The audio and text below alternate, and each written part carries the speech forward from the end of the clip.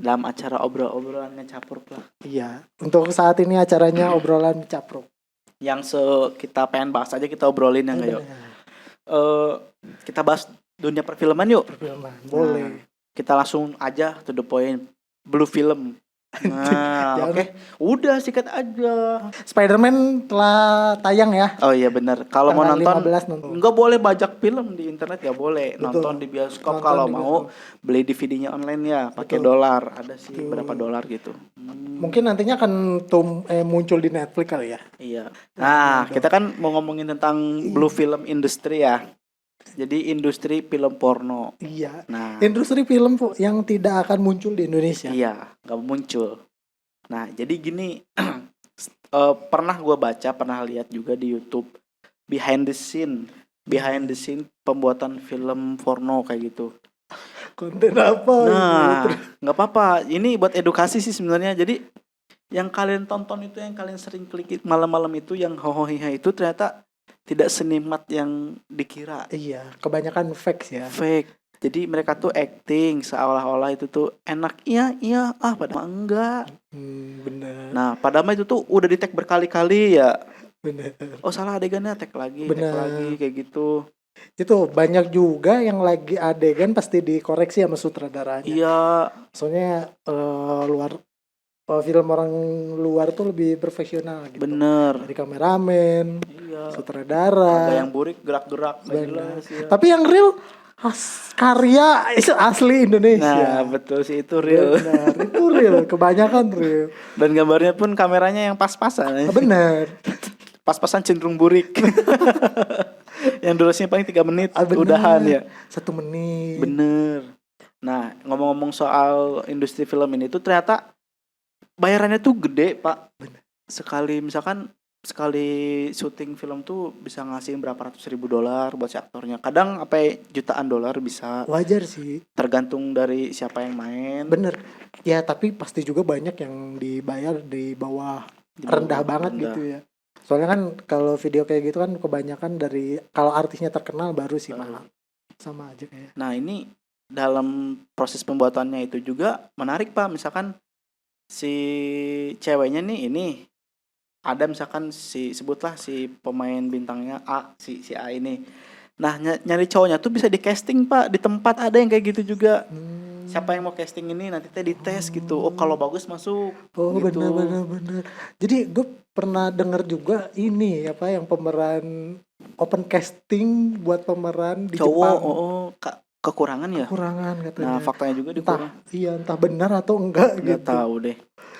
Nah, terus ada juga pemuda-pemudi yang mau berkarya di dunia perfilman, yang gajinya gede, langsung instan enak lagi. Iya, silakan membuka casting ya di Jepang sana. Di Jepang, cari-cari aja di internet. Terus siapa tahu kita pengen melihat karya warga lokal. Iya, jadi muka lokal tuh kelihatan di sana gitu. Anjing si Asep ya gitu. Terus temennya komen kayak gitu. Anjing siang baheula lagi lehoan anjing gitu. Kok sekarang bisa kayak gini gitu kan. Dan mereka tuh biasanya ngobat sih, Pak. Yang si cowoknya tuh wajar ngobat, sih, makanya bisa beberapa kali gitu. Pakai Viagra gitu. Ya, bayangin aja satu kali film itu kan durasinya bisa sampai 30 menitan itu tuh. Ya kalau misalkan orang normal mah hubungan seks itu paling bentar lah 5 menit tuh keluar. Udah habis keluar tuh lemes, nggak mungkin bisa keluar lagi. Bener sih, benar. Dan itu tuh kalau dilihat dari filmnya tuh misalkan take 1 nih gagal, lanjut lagi meskipun si cowoknya udah keluar mungkin dipaksa biar keluar aja gitu ya. Nggak kebayang sih. Itu kayak dunia kelamnya itu sih ya, perfilman sih. Lu ada cerita apa katanya yang di Jepang itu gimana? Gimana? Yang itu yang bapak sama kakaknya gimana? Tadi? Yang itu. Aduh, parah sih. Ini pernah muncul berita ketika seorang ayah dan kakaknya mengunjungi adiknya anak perempuannya yang sedang membuat film. Jadi parah banget ya. Ya lumayan. Jadi di situ mah kalau di Jepang tuh karir ya itu mah. Benar sih, wajar sih. Jadi maksudnya karir gitu. Ya kalau di kita mah lihat misalkan bapak nih lihat anak ceweknya di gitu kan kagak sampai hati ya. Iya, langsung balik ke rumah ngambil bedog aja. Iya, digebugin atau enggak dibacok-bacokin cowoknya gitu kan. Tapi di Jepang beda ya, emang Beda kultur sih. Benar sih. Soalnya mereka kebanyakan ateis sih, Pak. Enggak juga sih kayaknya. Shinto, tapi juga kebanyakan ateis juga sih. Masa sih? Bener. Kita Kita cari lihat jumlah penduduk ateis di Jepang.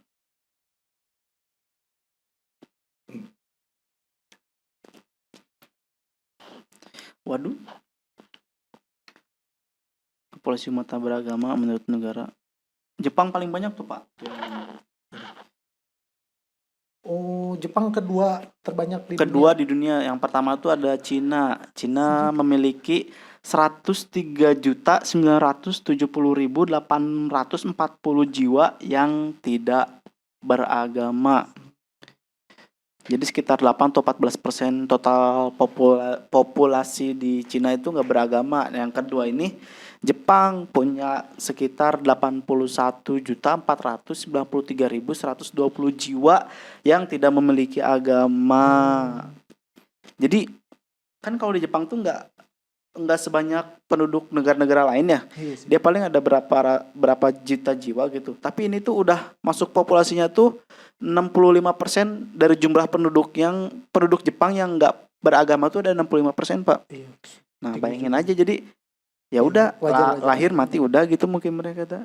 Ya, wajar aja sih. Wajar aja sih. Jadi hal-hal seperti pernyiwian kayak gitu udah biasa kali, malah jadinya tuh jatuhnya karir.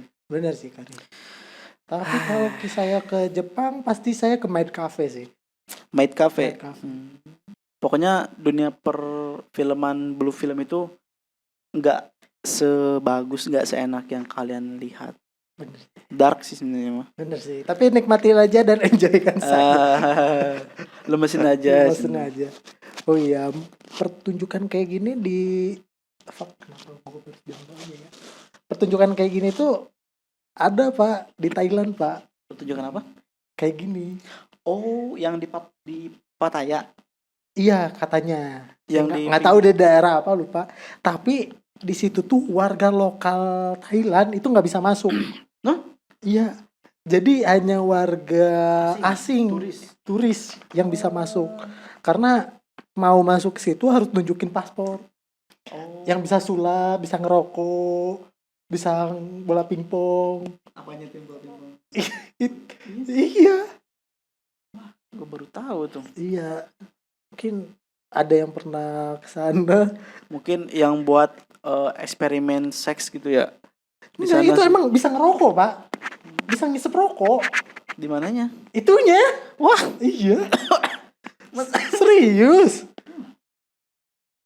Bisa ngisep rokok. Main pingpong.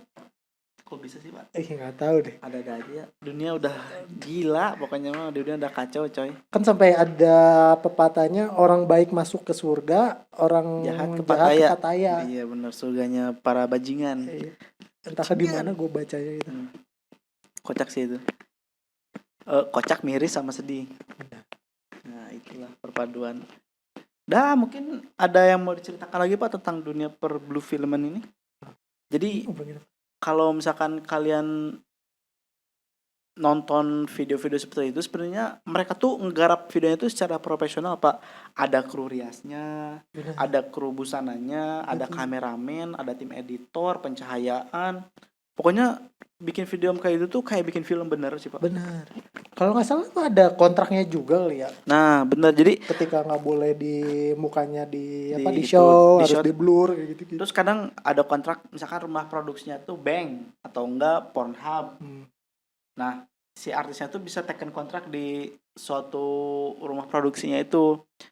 Ya kayak kontrak kita mau main film, kita bintangnya lah gitu. Iya, benar-benar. Kok gue tahu ya? Ya gue baca di internet. Benar, kita mencari wawasan seluas-luasnya. Iya, jangan membatasi diri. Bener. Jadi tapi ketika ada yang salah kita saring. Iya, jangan langsung ditelen. Jadi kita mah asal cukup tahu lah. Dunia tuh kayak gini, dunia industri kayak gitu tuh. Betul. Jangan coba-coba ikut-ikutan juga sih. Bener. Baik. Kita nggak nyuruh ya. Bener.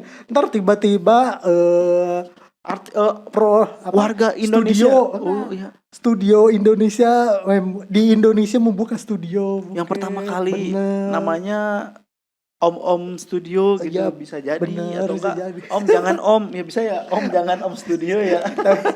Tapi nggak mungkin sih. Nggak mungkin, Nggak pasti udah mungkin. langsung diringkus. Kan kita Benar. negara beragama, heterogen, negara Islam terbesar di dunia gitu kan. Nggak Iya, mungkin iya, lah, iya. nggak mungkin lah.